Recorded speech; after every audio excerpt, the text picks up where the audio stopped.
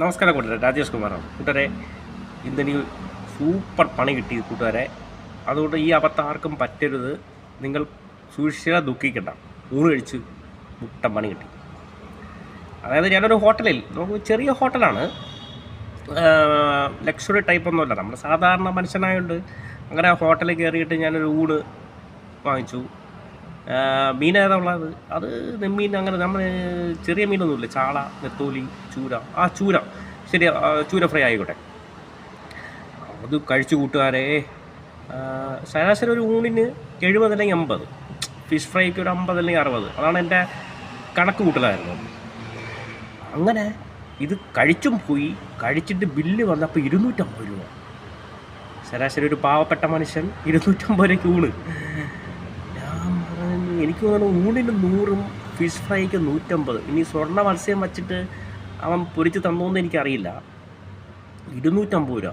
ഒരിക്കലും അവിടെ കയറുന്നവർ പിന്നെ അവിടെ കയറില്ല. ഇത് ഞാൻ പറയാൻ കാര്യം, നമ്മൾ ചെറിയ ഹോട്ടലിൽ നിന്ന് വെച്ച് കയറും.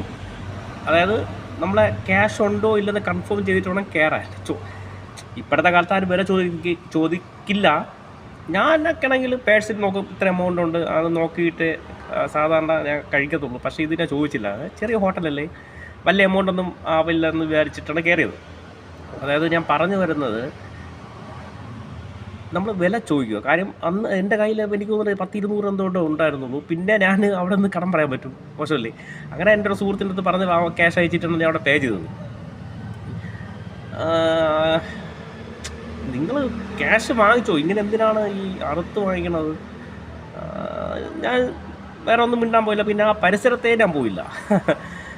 അതായത് 30 രൂപയ്ക്ക് വരെ ഊണ് കിട്ടുന്ന കടകൾ നമ്മുടെ ട്രിവാൻഡ്രം സിറ്റിക്കകത്ത് ഉണ്ട്.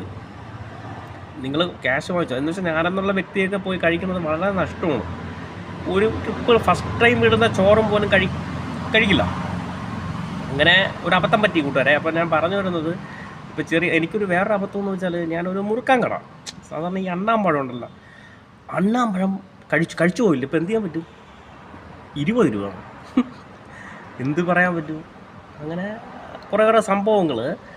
അതുകൊണ്ട് ഹോട്ടലിൽ പോവുക, ചിലവർ നടക്കണം വിചാരിക്കും. നമ്മൾ ഭക്ഷണത്തിൻ്റെ വില ചോദിച്ചിട്ട് തന്നെ കഴിക്കാൻ നോക്കുക, അല്ലെങ്കിൽ പൈസയിലേക്ക് പെട്ടു. ഞാൻ അവിടെ ഞാൻ പറഞ്ഞിട്ട് തന്നെ ഇറങ്ങിയത്, ചേട്ടാ ഇത് കുറച്ച് റേറ്റ് കൂടുതലാണ്. അങ്ങനെ ലക്ഷറി ഹോട്ടലിലും പോലും ഇത്ര എമൗണ്ടൊന്നും വാങ്ങിക്കില്ല. മനസ്സിലാവുണ്ടോ? അത്രേ ഉള്ളൂ. ഇതിൻ്റെ ഒരു അനുഭവം ഞാൻ നിങ്ങളോട് ഷെയർ ചെയ്തതേ ഉള്ളൂ. Thank you.